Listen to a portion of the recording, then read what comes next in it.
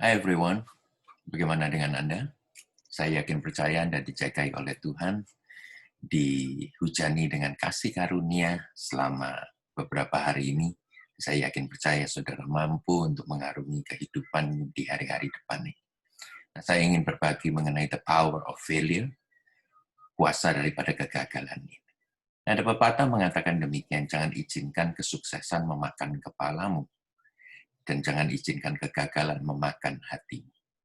Sebab ketika kedua hal itu engkau izinkan, maka pribadimu yang indah itu akan berubah dengan seketika.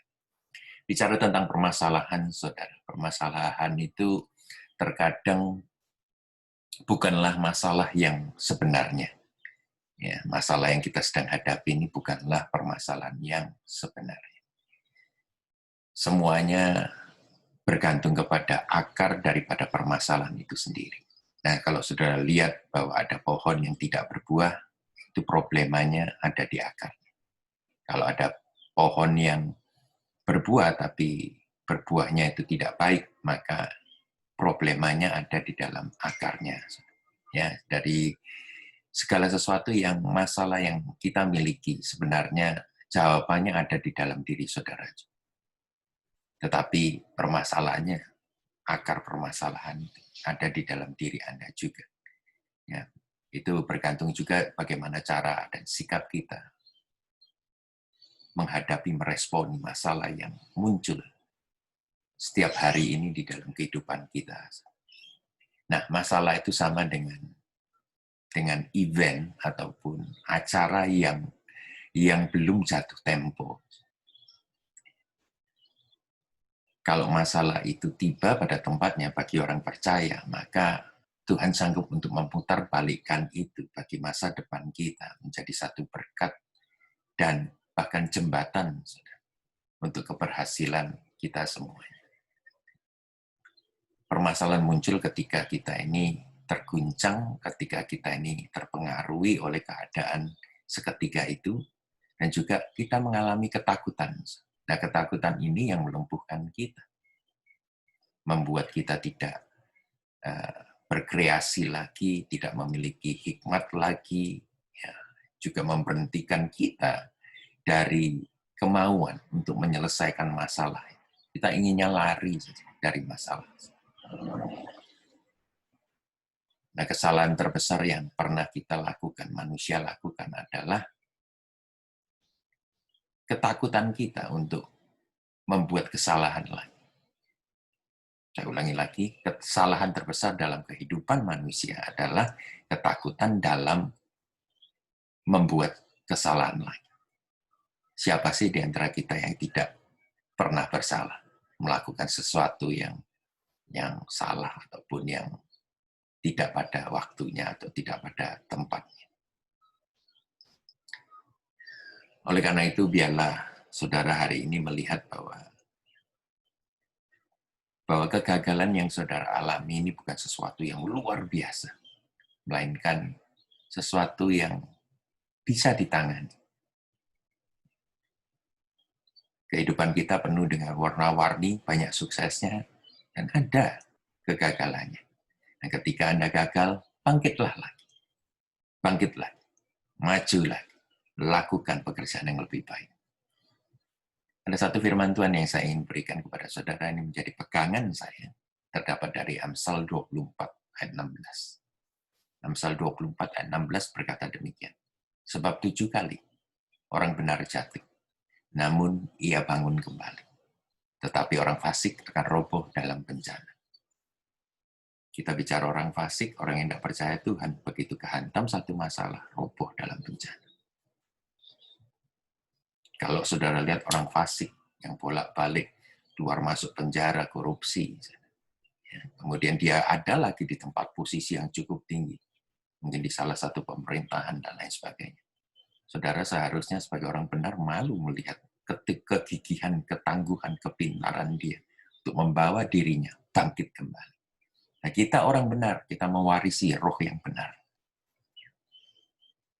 Gagal berapa kali sih? Saudara harus bangkit. Bangkit. Masih ada waktu untuk saudara dipulihkan. Anda tidak akan pernah menjadi korban atau victim seandainya Anda tidak membuka diri Anda, ya, untuk menerima segala sesuatu itu menjadi final, ya, final result ataupun keputusan akhir daripada hidup Anda. Buang dari sikap victim mentality. Jika seseorang sedang ingin menjatuhkan saudara, dan saudara memang terkenal istilahnya, terjebak dengan hal itu. Saudara, jangan saudara mau point finger kepada orang itu menjadi akar masalah. Mungkin Tuhan sedang mengerjakan satu keteguhan hati untuk saudara tetap bangkit berdiri, bahkan sukses, lebih sukses sebelum Anda jatuh. Jadilah Anda seseorang yang mudah untuk merubah situasi. Bukan terbuai, bukan terlena dengan kegagalan Anda, melainkan Anda cepat untuk memutarbalikkan keadaan menjadi oposit, menjadi berlawanan dengan keadaan hari ini. Rahasia yang kita dapatkan dari kitab Kejadian, yaitu kehidupan Yusuf.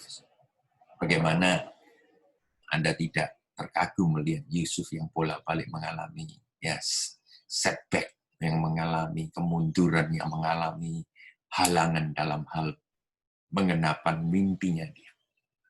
Coba saudara lihat di sana. Hidupnya enak, kemudian dibuang di pasar budak oleh saudara-saudara tirinya. Kemudian setelah ada enak, hidupnya enak sedikit di istana Potifar, fitnah lagi.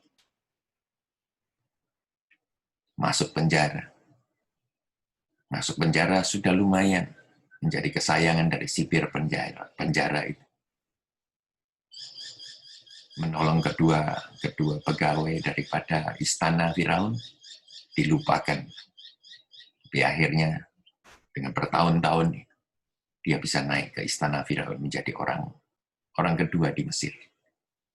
Saudara akan baca kisahnya di kitab Kejadian. Saudara. Jadilah seperti Yusuf yang bisa merubah keadaan yang tidak enak ini menjadi sesuatu yang boleh dianggap dia bisa berkarya semaksimum mungkin. Bagaimana dengan keadaan hari ini? Kita semua lockdown. Kita semua sedang menghadapi new normal. Kadang-kadang saya lihat banyak orang katakan, wah kita siap menghadapi new normal. Tidak ada satupun yang siap menghadapi new normal. Sebab kita masih meraba-raba apa yang akan terjadi hari esok. Ini kita berserah kepada Tuhan. Mungkin pekerjaan kita hilang, bisnis kita hilang, investasi kita hilang, kita ditipu orang. Dan reksa tidak bisa bayar uang kita sendiri. Kita dalam kesulitan. Bangkit, saudara. Itu bukan final. Itu bukan hasil akhir dari kehidupan Anda. Rahasia untuk kita mengalami keberhasilan tidaklah bergantung dari apa yang terjadi pada kita, tetapi bagaimana kita berespon terhadap apa yang terjadi pada kita. Jika Anda ingin meraih sukses kehidupan, sukses dalam kehidupan ini, maka Anda harus mengisi pemikiran ini dengan kesempatan, bukan dengan kesempitan. Dengan demikian Anda akan menemukan waktu untuk berkarya. Kegagalan bukanlah sesuatu yang Anda harus takuti juga. Kegagalan mengandung benih kesuksesan bagi hari esok. Langkah pertama langkah pertama untuk menguasai kegagalan. Langkah pertama dalam seni mengatasi kegagalan adalah melihat kegagalan itu, ya, dan kesuksesan dari sudut pandang Alkitabiah dan memperlakukan keduanya sama sebagai kepalsuan. Tidak ada yang gagal, tidak ada yang sukses. Semuanya proses kehidupan. Tangan Tuhan berkarya sampai menempatkan kita ke tempat di mana Dia kehendaki kita berada. Kita tidak boleh terkesan dengan kegagalan ataupun kita tidak boleh terbuai dengan kesuksesan kita. Makanya tadi saya katakan kepada saudara, jangan izinkan kesuksesan memakan kepalamu, jangan izinkan kegagalan memakan hatimu. Sebab kita hidup dalam rencana Tuhan. Kisah Ayub saja. Ayub tidak pernah menduga apa yang bakal datang dari kehidupannya. Tetapi dia melihat Tuhan lebih dan cukup bagi dirinya. Anda adalah orang pilihan Tuhan. Tuhan mengasihi Anda. Bukan karena Anda hebat, bukan karena Anda menarik, tapi karena Tuhan sendiri adalah kasih. Makanya dia memberikan kasih. Baiklah, hari ini kita menyambut kasih Tuhan. Dan biarlah kau putar kegagalan itu menjadi satu keberhasilan di dalam sejarah kehidupan Anda. Tujuannya cuma satu, membuat Anda serupa seperti Kristus. Dan kalau Anda serupa seperti Kristus, karakter Kristus, Christ in you, the hope of glory, maka nama Kristuslah yang dimuliakan. Anda tidak cukup hebat, tapi Anda punya Allah yang hebat. Tuhan memberkati saudara. Lord bless you.